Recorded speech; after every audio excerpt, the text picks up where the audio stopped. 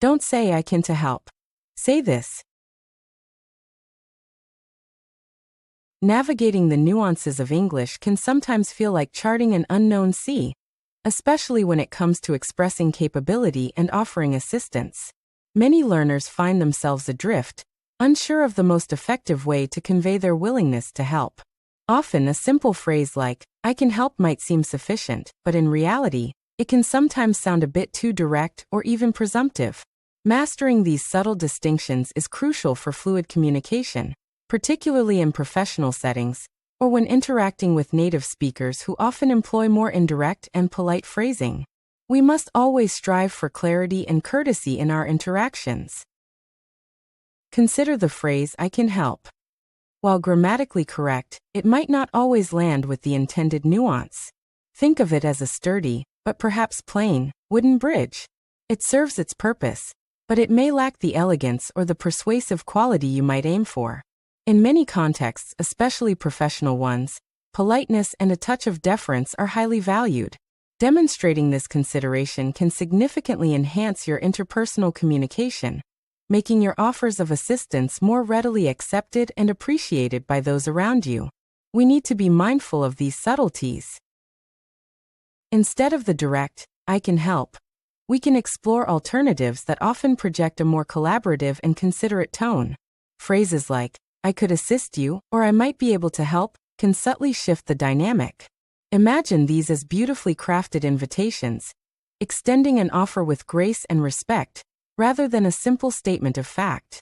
They suggest a willingness to engage without imposing, opening the door for the other person to accept or decline comfortably. This adaptability in language is key to building rapport and fostering positive relationships in any environment. When someone is struggling with a complex task, perhaps like deciphering a difficult code or assembling intricate machinery, you wouldn't just barge in and declare, "I can fix that." Instead, you might observe for a moment, then perhaps suggest, "I could potentially offer some insight if you'd like." This shows respect for their effort and autonomy, much like a skilled artisan would approach a delicate craft. It's about presenting your capability as a supportive option, not a forceful intervention, ensuring your help is welcomed and effective. Think about the difference between a command and a suggestion. "Do this," versus "perhaps we could try this." The latter allows for collaboration and shared decision-making. Similarly with modals, "I will help you" is a firm commitment, but "I would be happy to help you," or "I can lend a hand if needed" softens the approach.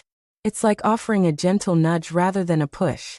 This linguistic flexibility helps create a more comfortable atmosphere, making your contributions feel more like a partnership and less like an obligation being fulfilled.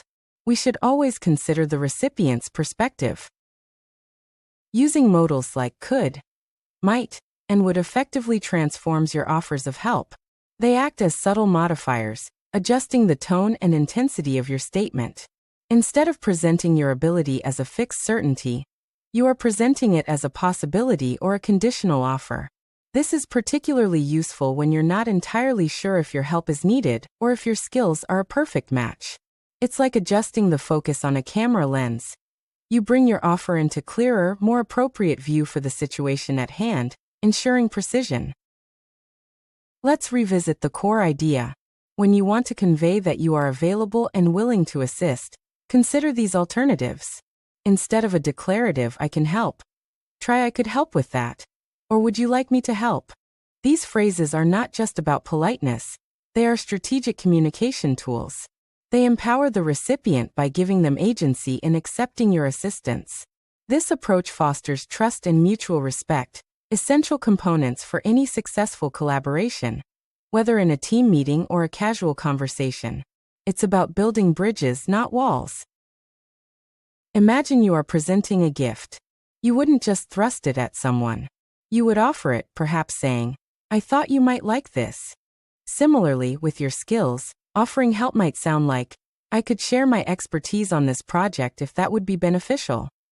This framing positions your knowledge as a valuable contribution that is freely given, not something you are imposing. It respects the other person's situation and allows them to integrate your support seamlessly into their workflow or personal space. So the next time you feel the urge to say, I can help, pause and consider the impact of your words. Experiment with I could assist. I might be able to help.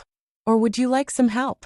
These variations demonstrate linguistic maturity and emotional intelligence. They are tools that can smooth your interactions, making you a more approachable and effective communicator. Remember, StudyNow is here to guide every learner on this journey towards mastering the English language and communicating with confidence and clarity. Subscribe for more insights. By incorporating these modal verbs and thoughtful phrasing, you are essentially building more robust communication pathways. Think of it as upgrading from a simple carrier pigeon to a sophisticated email system. Both convey messages, but one does so with far greater precision, nuance, and reliability.